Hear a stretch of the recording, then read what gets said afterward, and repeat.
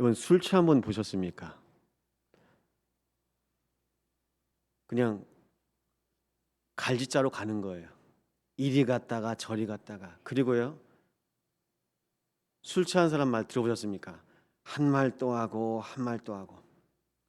뭐 다 그러진 않겠죠. 근데 보통 공통되게 그렇게 한다고들 합니다. 왜 그럴까요? 나를 모르는 거예요. 이제 취했으니까.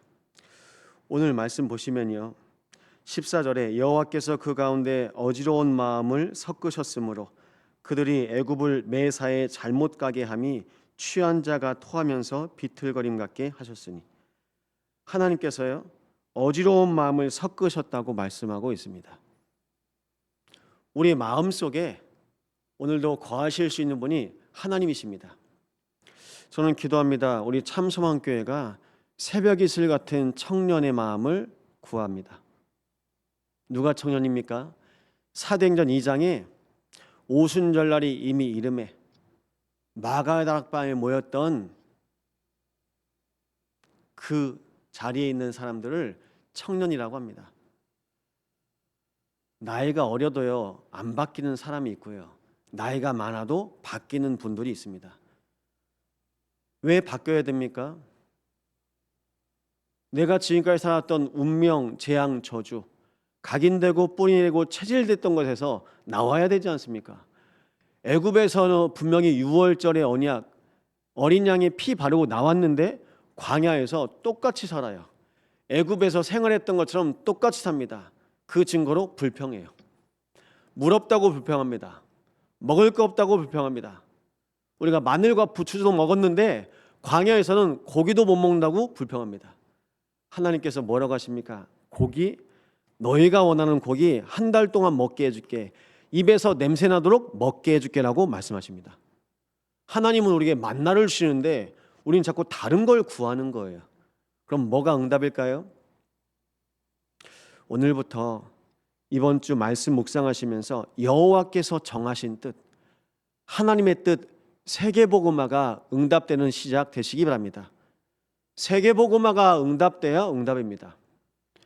전도하고 선교하고 후대 키워야 되는 것이 교회의 응답입니다. 근데 교회가요 전도 못합니다. 선교 못합니다. 후대 못 키웁니다. 그냥 교회만 있어요. 응답 없습니다. 우리가 직장 생활합니다. 돈도 좀 있습니다. 집도 있고요, 차도 있고요, 통장에 돈도 있다니까요. 그런데 내 인생은 전도, 선교, 후대와 상관이 없다. 응답 없는 겁니다. 근데 사람들은 뭘 응답이라고 합니까? 우리가 응답 없이 신앙생활을 해요. 실제 나의 삶 가운데 그리스도가 고백이 안 된다. 집이 있어도 응답이 아니에요. 내가 아무리 좋은 차를 타고 다녀도 뭐 광주를 가고 서울을 가더라도 내가 차를 운전하면서도 그리스도가 고백돼야 그것이 응답 아니겠습니까? 아무리 건강해도 내가 하루 종일 빨빨거리고 돌아다니면서 내가 하나님 나와 함께 하신 것 고백 안 된다? 응답이 아닌 거예요. 죄송하지만 그냥 병상에 누워서도 하나님 바라보는 것이 응답입니다. 근데 우리는 기준이 뭡니까? 다 납니다. 납니다. 내가 타는 차, 내가 사는 집, 내가 다니는 회사, 내가 다니는 학교, 그거 응답 아니라니까요. 아무리 좋은 곳, 낙원, 파라다이스, 에덴에 있어도 하나님과 함께 할 수 없잖아요. 그걸 보고 무응답이라고 합니다. 재앙과 저주입니다. 목사가 하루 중에도 하나님 말씀이 묵상이 안 돼요. 하나님 생각이 안 나요. 그러니 당연히 감사가 없죠. 중직자들이, 성도들이 하루 중에 왜 감사가 없을까요? 내가 오늘도 하나님과 함께하는 시간 못 누리니까요. 그래서 바리새인들은요, 자기가 가지고 있는 율법의 지식, 성경의 지식을 가지고 남들 정죄하고 다녔어요. 그리고 나는 다 지킨다, 나는 다 안다. 어디에서 구원이 옵니까? 교회에 다닌다고 구원받은 것 아닙니다. 죄송하지만 오늘 그리스도와 함께하는 것이 구원입니다. 예수님께서 골고다 십자가에서도 그 십자가에 매달린 강도에게 내가 오늘 나와 함께 낙원에 이르리라. 십자가에서 그리스도 만나고 그 순간 구원받았어요. 우리가 이 좋은 성전에 모여서 그리스도 고백 안 한다, 예수 안 만난다, 죄송합니다. 구원받은 것 생각해 보십시오. 구원파 다니는 분들이 물어볼 겁니다. 혹시나 여러분 보시면 당신은 몇 년, 몇 월, 며칠, 몇 시에 구원받았습니까? 언제 구원받았냐 물어볼 겁니다. 여러분 언제 구원받았습니까? 여러분 우리는요 날마다 구원받으셔야 돼요. 오늘 그 말씀하고 있는 겁니다. 14절에 애굽을 매사에 잘못 가게 함이, 하나님께서 눈을 안 열어주셨어요. 지혜자도 있습니다. 근데 그 지혜자들이 우둔하여졌다고 말씀하고 있습니다. 애굽의 바로 왕이 끼고 있는 지혜자들, 우리 안에 똑똑하다고 하는 사람들, 하나님께서 어둡게 하시면 안 보이는 거예요. 매사에, 매시에, 매일 그리스도로 충만하시기 바랍니다. 그것이 구원입니다. 우리는 매일, 매시, 매사에 구원받아야 됩니다. 전 이 새벽마다 기도합니다. 오늘도 내 마음을 구원하여 주옵소서. 오늘도 제 생각을 구원하여 주시고 제 영혼을 구원하여 주옵소서. 아니면 여러분 집에 가서 시달릴 거예요. 직장 가서 시달리실 거예요. 시달립니다. 이게 눌리고 잡혀요. 그래서 하나님 말씀하십니다. 그의 계획을 내가 깨뜨리니. 그래서 부탁드립니다. 오늘 하루 중에도 전도와 선교와 어떻게 하면 우리의 후대가 오늘도 살아날까, 거기에 관심 가지시기 바랍니다. 그게 세계복음화의 시작입니다. 그런데 우리는 어떻게 생각합니까? 어떻게 하면 오늘 무엇을 먹을까? 오늘 맛있는 거 뭘 먹을까? 오늘 누구랑 어디 커피숍 갈까? 오늘 누구랑 뭐 할까? 그 누구랑 중에 그 누구가 그리스도가 아니면 오늘 나는 실패한 거예요. 실패한 겁니다. 내 생각 속에 그리스도가 거하셔야 됩니다. 내 마음 속에 그리스도가 거하셔야 됩니다. 근데 내 마음 속에 없잖아요. 내 생각 속에 없잖아요. 그게 영적 문제라고요.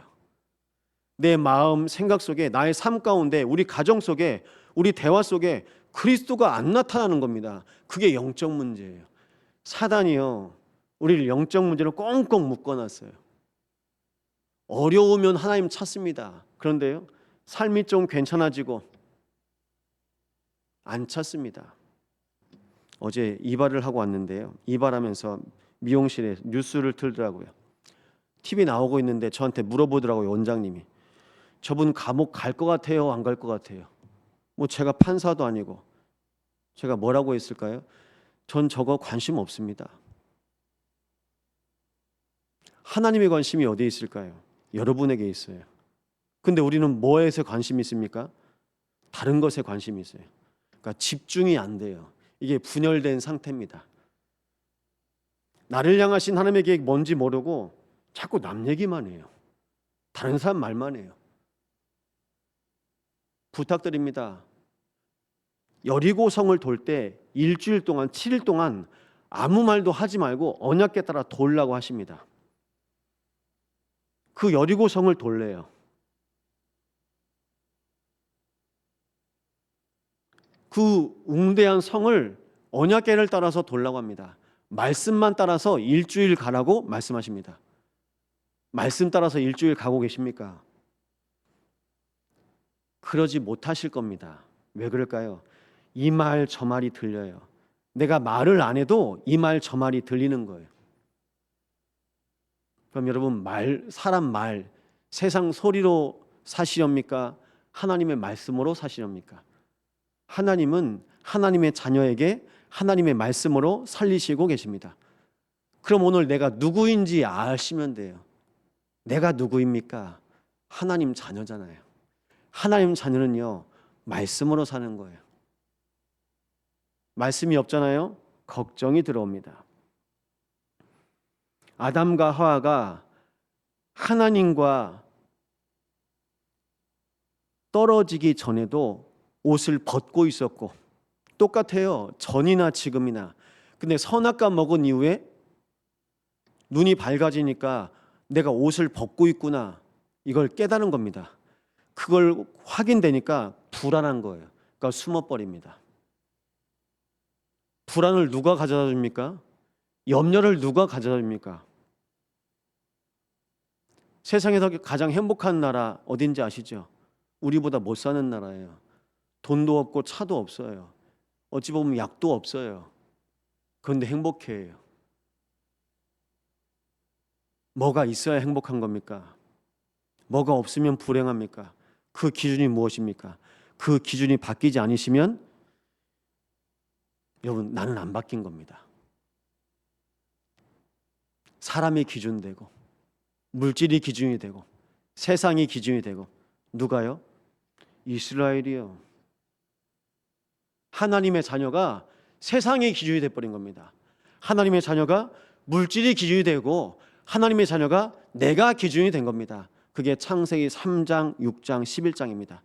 우리가 그렇게 귀에 못이 박히도록 들었던 메시지. 근데 정작 메시지를 듣는 나는 안 바뀐 거예요.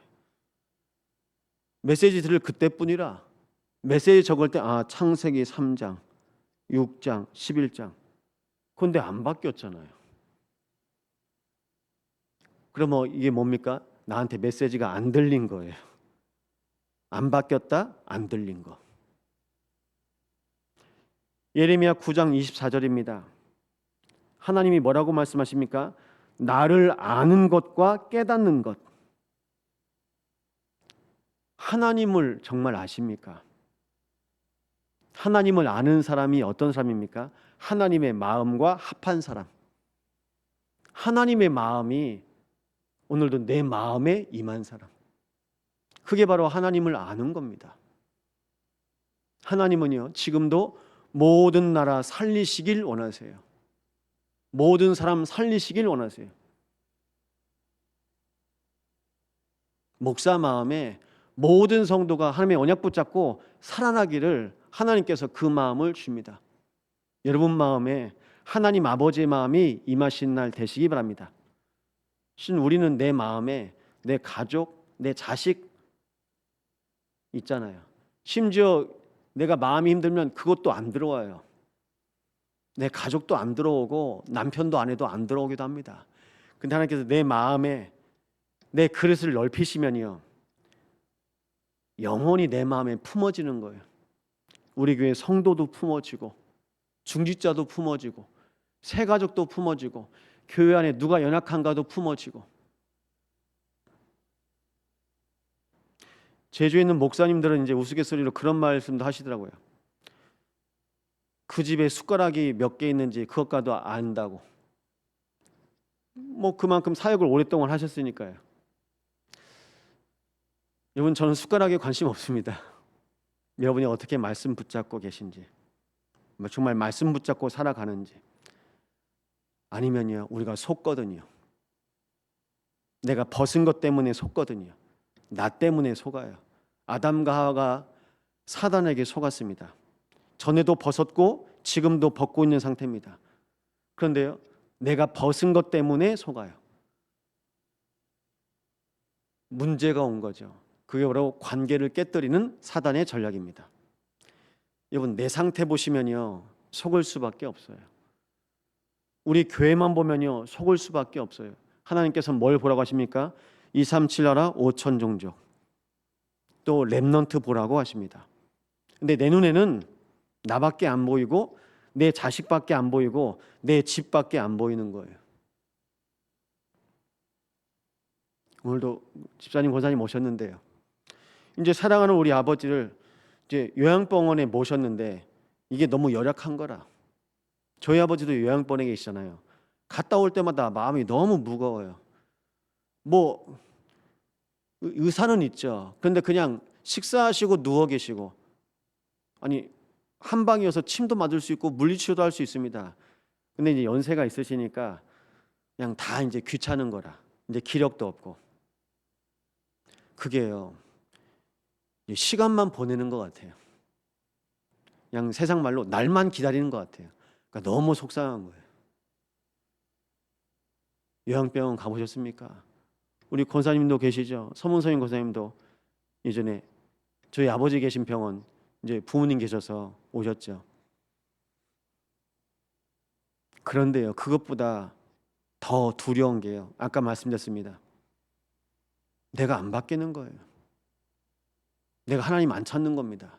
그게 누워있는 거랑 별반 다른 게 없습니다. 우리가 영적으로요 하나님을 안 찾아요.